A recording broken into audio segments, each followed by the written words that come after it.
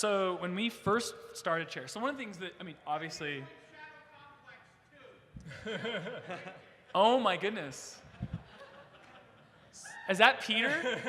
Stand up. Whoa. This is Peter David. Peter David is not only one of my heroes in life, but is one of the greatest comic book writers of all time, and the person who wrote Shadow Complex.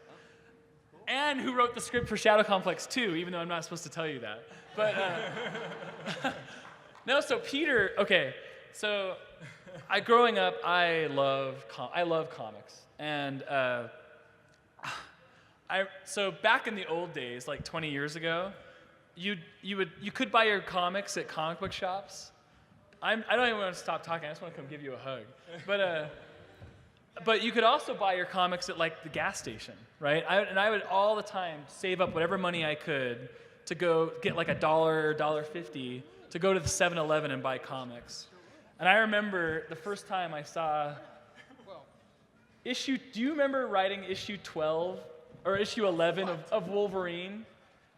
The Gehenna Stone affair. So Peter wrote this comic book in the 90s? 80s? Yeah, in the 90s. Let's see. I think Salvi Sema drew it and Bill Sienkiewicz inked it, if I'm remembering correctly. And it's the most beautiful thing I've ever seen. Oh, thanks.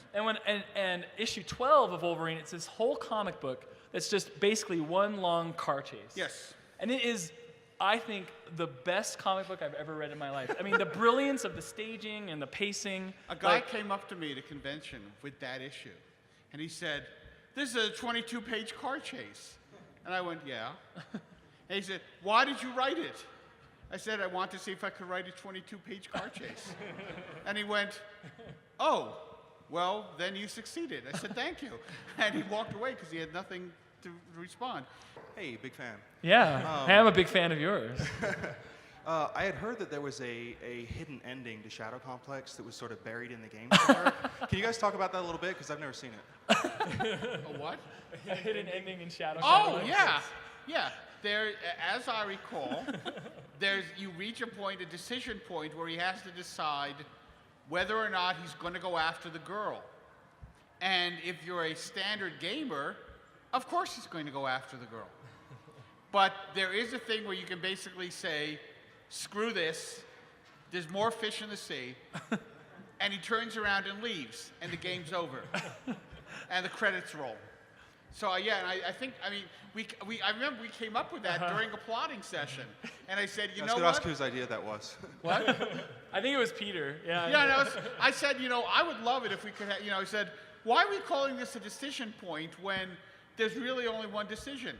I would love it if we could do a thing where he says, "Screw this, there's plenty of fish in the sea," and he hops in his car and drives off. And they said, "We can do that."